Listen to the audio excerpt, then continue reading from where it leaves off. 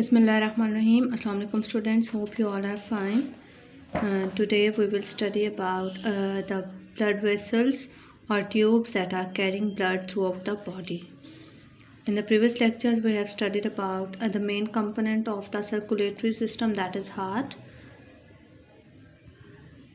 And today we'll study about blood vessels. Blood vessels are thin elongated tubes in the body, human body, that are carrying and circulating blood throughout the body and body cells. The blood travels throughout the body through blood vessels, and there are three types of blood vessels according to their thickness and their functions. They are arteries, capillaries and veins. Arteries are the vessels that carry blood away from the heart. Arteries have thick and flexible walls, and mostly arteries carry oxygenated blood. But only the pulmonary artery is the word pulmonary is always related to the lungs. It carries deoxygenated blood to the lungs.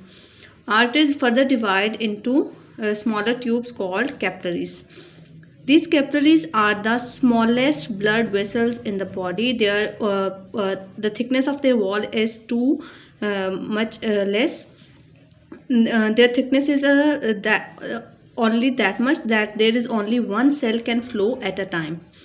Food and oxygen and or other exchanging materials are transported or diffused into the cell at the level of capillaries. Waste materials and carbon dioxide also removed from the body and transferred into the blood through the capillaries. Capillaries again rejoin to form the larger blood vessels called veins.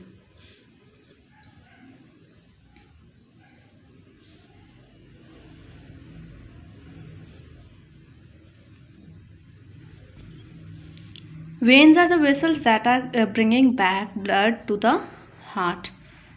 Mostly veins carry deoxygenated blood in contrast to the arteries, but the pulmonary vein is the only one that is having oxygenated blood from the lungs to the heart.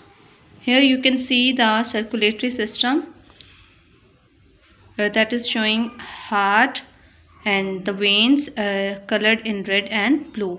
Red are the arteries and the veins.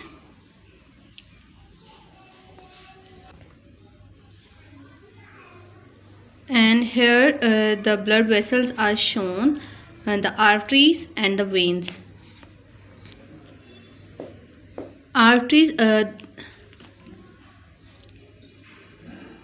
these layers show that walls of the arteries are thick. Similarly, in the veins, these are again very thick, just like the arteries. The arteries are divided into further smaller tubes called capillaries, and these capillaries again rejoin to form the veins.